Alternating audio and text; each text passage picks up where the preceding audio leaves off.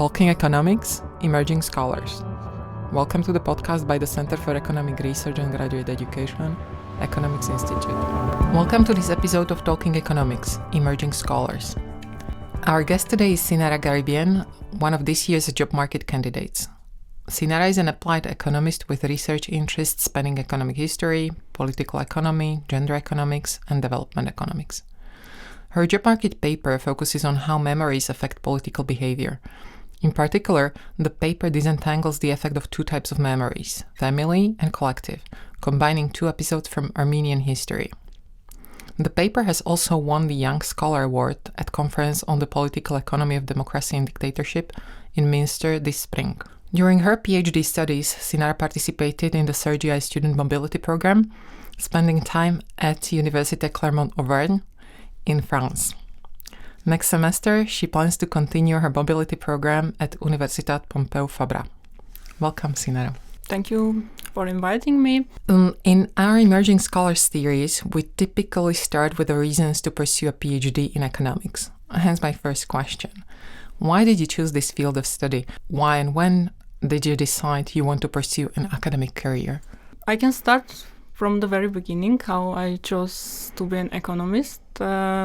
I was born in a family that values education a lot. My mother is a mathematician and my father is an engineer, so it's somehow pre-decided that I should do something related to mathematics.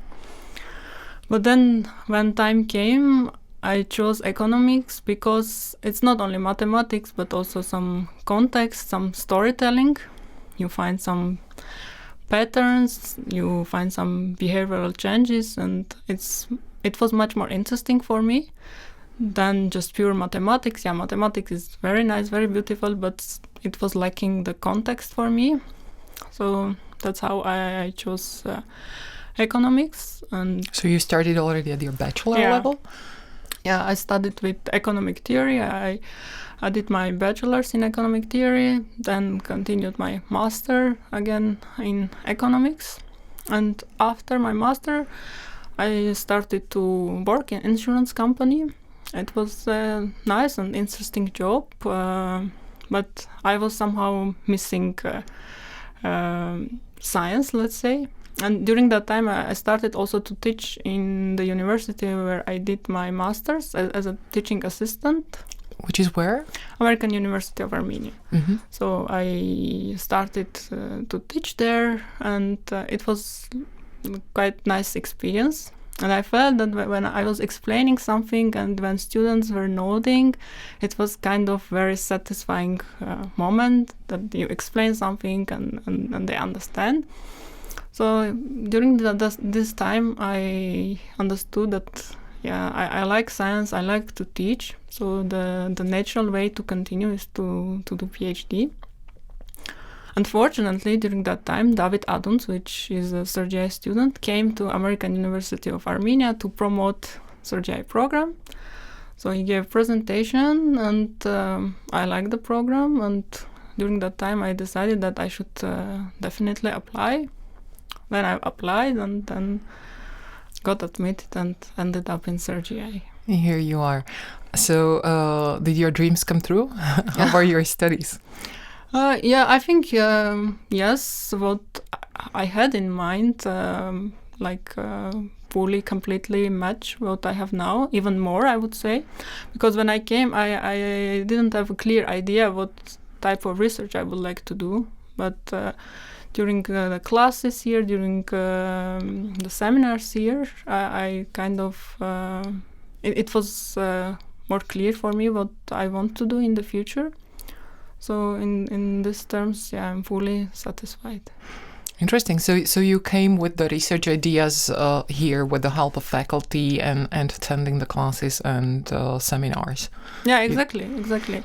The maybe the turning point was the second year when we had elective courses, and when I chose the course by Christian Oxner, Quantitative Economic History, and attended several classes, I understood that this is really the thing that I want to do, history and economics. Because during my childhood, I also liked history, but my mother always told me, no, history is not science, you should do something related to mathematics. And back then I couldn't imagine that there is a profession that combines mathematics and history. But when I attended this course by Christian Ochsner, I understood that this is the thing that I want to do, combine history and economics. So it was turning point in my career. Amazing. The other interesting thing about your path here was that you spent a semester as a mobility in France, and now you're planning another stay in Spain. So from that, I figured that you find this experience valuable. And so what would you say were the benefits, or how did it impact your studies? Well, my first mobility to University of Clermont-Ferrand was for very practical reasons. I had co-authors there, David Comtian and Eric Roca-Fernandez. We have a joint paper, again, about economic history. And I went there to spend some time with them to advance our project. Because we have calls and emails, but when we meet, it's much more productive. So I went there. We developed our project, and it was also a nice scientific environment, new professors, new students. So it was quite a good experience, I would say. And I plan another mobility during the next semester. It will be hosted by Ruben Yenikolopov in University of Pompeu Fabra. I met him several times during the conferences, and I noticed that he has some interest in the topics that I do. And during the conferences, he gave lots of valuable comments. So I've decided to write him whether he could host me, and he agreed. So I'm very excited, and hopefully I will benefit more when I go there. Interesting. That was my question. Another question about the role of your co-authors. I noticed that you work with a number of people from many places in Europe. So how did you actually find the co-authors? Even before you went to France, you had these people that you worked with. Mm-hmm. It depends. For example, the project with David Comtian, it was like very spontaneous. My job market paper has some relations to his previous papers, and after DW in CERGE-EI, I wrote him an email that I am intending to do this type of research, and I see that you have similar project. Could you please help me to understand from where you found your data? And we would discuss some ideas, and he helped me to find the data. And then one day he wrote me, okay, I see that you are going to Armenian National Archive to collect data. I have this kind of idea. If you could collect also this type of data, then we can have this nice project together. And that's how I started with David, and then Eric joined. So this was like a random event, I would say. And I'm very satisfied with this. As for the other projects, like the initiation came from my supervisor, Christian Ochsner. I was his TA and research assistant from the beginning, but then it became a joint project. You already touched upon the question that I wanted to ask later about the data. You work with very specific data in your papers. So can you speak a little bit about how difficult or easy it is to gather your data? To be honest, being an economic historian is exciting, that you deal with unique, let's say exotic data sometimes. But then the challenge is that you need to digitize lots of data. So for my projects, I mostly digitize like old archival data. For my job market paper, I went to archives and collected the data and then digitized. For other projects, we use also some AI tools to digitize, but most of the time it's archival data. When we talked with Christian, with your supervisor, they were already, and Sebastian, another economic historian here, they were already saying that actually a lot of data has already become digitized. So you're more in the stage where you still need to go and collect your data manually. Yeah. And yeah, because my research projects are from Armenia, so, like not all of them, but some of them. So this region is not studied very well. So there's still lots of scope to digitize data. And sometimes, there are some sources that no one knows. For example, we have a project with Christian Oxner about gender gap in voting. And we have unique data about how women and men voted during interwar period in Austria. So this is unique data and no one has touched it ever. So we need to digitize it. Amazing. I know you are on the job market, so your time is precious, but also that you're thinking about your job market paper. So can you tell us more about this work, about your project? Okay, yeah. My job market paper is about memories, like how memories affect human behavior, in particular political behavior. And the novelty of the paper is that I disentangle two types of memory effects. One is family memory and the other is collective memory. And by family memory, I mean the memories that are transmitted within family from one generation to another. And collective memory is the memory of a bigger group of society that is usually transferred through commemorations or education. So there is no direct experience of the event, but it's just transferred through education or commemorations. So main idea of the paper is to disentangle these two types of effects, and for that I use unique historical setting from Armenia by joining two episodes from Armenian history. One episode is Armenian genocide in 20th century, and the second is Nagorno-Karabakh war in 2020. And I concentrate on the role of Russian policy in these two episodes. In both episodes, Armenian society was hoping and expecting a Russian military help. However, it didn't materialize, and I call this as a betrayal policy. And I then study how people react once history reaffirms itself. So I show that the second event, the war in Nagorno-Karabakh, is a trigger to activate memories of the first event, Armenian genocide, especially in terms of how Russian politics worked. You're working with diverse data, so and you're mainly using the difference in differences framework, right? Were there any challenges that you faced in methodological in working with your data? Yes, in my job market paper, I use difference in differences methodology to have real causal effect. I have some challenges related to main measures of treatment, the collective and family remembrance, because as I've already mentioned, I track people and use their surnames as a proxy for their ancestral background. And there are some challenges related to how to classify these surnames, because there can be some changes related to surnames. People might change their surnames.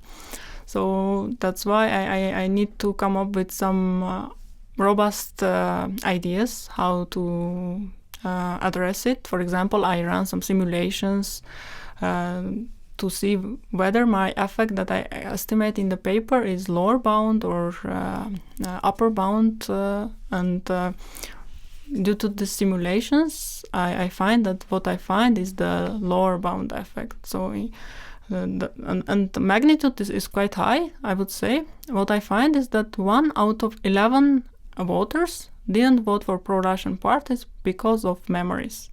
So that's quite huge effect, I would say, in the literature. So can you speak more about how did you address the challenge of changing the surnames, or what did one approach is to run simulations. Like you just suppose that, okay, let's see if 10% of people have changed their surnames, how this would affect my main estimates. Or if 20% of people have changed, how this would affect the estimate. So with the simulations, I show that what I estimate is the lower bound. Another approach is to make some aggregations on household levels. So it can be the case that some people have changed their surnames, like probably new generation, but the old generation didn't. So if I observe someone in the household that has this distinguished surname, then I allocate this whole household as a household with family remembrance. So aggregation is done not on the individual level, then on household level. That will allow me to somehow overcome these changes. And I find very similar results, which shows that this surname changes couldn't really bias my results. And you identify the genocide survivors because they have a specific surname. So this is one specific group that you follow, and they are the treatment. The other Armenian surnames, they vary, but it doesn't matter, right? So you only follow this specific group. Yeah, exactly. And the fortunate thing is that these surnames are available. Like after elections, after each election, all the lists of voters is publicly available. It's published. So I digitized all these surnames for every single voter in Armenia, like almost 3 million people. Mm-hmm. So and then I can classify these surnames, and for that, I used some dictionaries and some grammar and spelling rules that are typical to Western Armenian people who came from Ottoman Empire. And by using these rules, I was able to classify the surnames. Like if you look on, there are some easy rules. Like there are some letters that are not allowed to write in the middle of word in Eastern Armenian, while it's allowed in Western Armenian. For example, if you look on Taron Achemoglu, his surname Achemoglu, if you see the letter O in the middle of word written by the circle O, it's a clear indicator that this person is coming from Western Ottoman Armenia rather than modern day Eastern Armenia. So there are some easy rules to do that, but there are also some complicated rules which I read in books of Armenian surname origins. And this allowed me to do the classification. You really found a niche where you can combine history and mathematics and technology. That's the fascinating part of my research, that I'm not only economist, but I'm also geographist, how to make maps. I'm also historian to know the context. I'm also kind of specialist of surnames, because I studied the origin of surnames and culture and commemoration, the monuments, everything. Amazing. Yeah, and then I use different measures to proxy collective and family memory. For family memory, I rely on the fact that some people survived genocide and they moved to modern-day Armenia, and they have some distinguished surnames that will allow me to track them. So this I use for family memory. And for collective memory, I use, again, historical fact that some Armenian villages in modern-day Armenia are renamed by the villages that were lost during genocide in the Ottoman Empire. So to commemorate these lost places. And this is unrelated to where the families live. Yeah, exactly. This is the beauty of the setting, that these people don't choose themselves to live these places, or they didn't have any power to change the name of the place where they lived. So this is the beauty of the setting that will allow me cleanly to disentangle these two types of memories, and then I look how people start voting after the activation. And because it's related to the Russian policy, the first outcome to see is how they vote for pro-Russian parties in Armenia. And what I find is that both types of memories have negative effect on pro-Russian party voting once they activate. So after the war in 2020, people start voting less for pro-Russian parties if they have either collective or family remembrance of this betrayal policy. And what was the form of activation of these memories? Like, was there also some push by the political parties, or was it simply the impact of the war that triggered that people started naturally to remember? It's as a result of the war and some narratives by politicians and media that try to make parallels between these two events. So I have lots of examples from media and politicians how they link these two events. But what's more important is that even though this is a general shock and everyone knows that these two events are similar, it's not the case that parties, either pro-Russian or nationalist or pro-European, they didn't really target those places that have some memories. So it's kind of a demand-driven result. So it's not that parties targeted these places and that's why we see the outcome. No, it's demand-driven rather than supply-driven. But activation was done by the huge shock of the war, and then narratives by historians, by media, politicians. And so you measure the impact of this activation of memories on the voting behavior. You have data about all the election results from Armenia, or what are the data that you look at? Yeah, I have official results from elections. So I first look on election results, but then I try to go a bit broader context to see whether it's really against the country of Russia or maybe people from Russia also. So that's why I use also some survey data where people are asked about their willingness to marry Russians, about their willingness to do business with Russians. And what I find is that if anything, it's not against people from Russia, but only against country. So it doesn't go to broader context in terms of anti-Russian sentiments. It's really against the country and politics behind it. Mm-hmm. Interesting. Can you tell us more about your other projects that you've been working on? Are they all related to Armenia, or are you looking at other regions as well? I have also other projects related to Armenia, but I have projects also not related to Armenia. I have a project about gender gap in voting with co-authors Christian Oxner and Monica Kopel-Turina, and the idea here is that we try to understand whether the war affectedness, which is World War I in our setting in Austria, whether war affectedness could generate some differences in voting when comparing men and women. And what we find is that if women are affected by the war, meaning that they live in a municipality that has lots of deaths and wounded people after World War I, then in these municipalities we observe that women go more for voting. Turnout is higher as compared to men, and they vote for pan-German parties. And we interpreted that as a action against newly founded Republic of Austria. So we relate it to national identity, and we hypothesized that after losing their sons and husbands during the war for the Habsburg, now women want to join to Germany. That's why they vote for pan-German parties.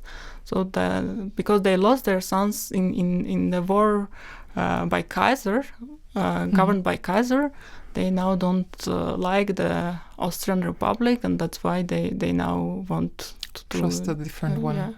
Yeah. Interesting. And the other Armenian piece?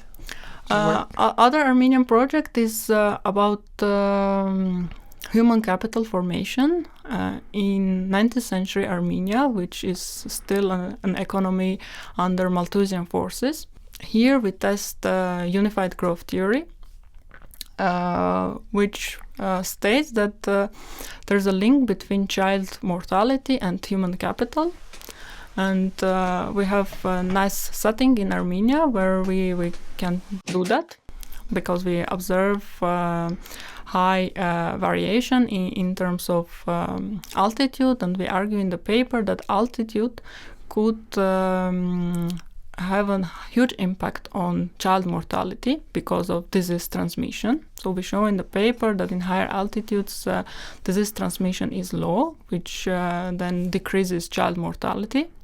And then this have an impact on human capital accumulation. So in the places where children die less, have less probability to die, parents find it more, let's say, profitable to invest in their children's education. So that's why we observe that in higher altitudes, where the survival rate of child is high, human capital is also high. Where the survival rate? Mm-hmm. Mm-hmm. Okay, my first guess would be that in high altitudes, actually, the conditions for survival are more complicated than in lower altitudes. That the conditions might be more challenging. So it's the opposite way, that the illnesses prevail. Yeah, the reason is that in higher altitudes, the people live in big distances, and this prevents the transmission of diseases. So if you live in a spread pattern, like if the density of population is low in higher altitudes, this prevents the transmission of respiratory diseases, and then this increases the probability of child survival, and then this brings higher human capital in higher altitudes. Interesting. You work on very diverse topics in your research. So what are your plans for your future academic career? What do you envision? Do you have any other projects in mind? I have some other ideas, but first I want to finish the projects that I have in my radar. So in general, I am looking for an academic position that will allow me to follow my research agenda. So it can be postdoc or assistant professorship, but it should in terms of research agenda and research interests should closely match with my interests. So yeah, I hope that I will find a good match. I definitely wish you all the best on your journey.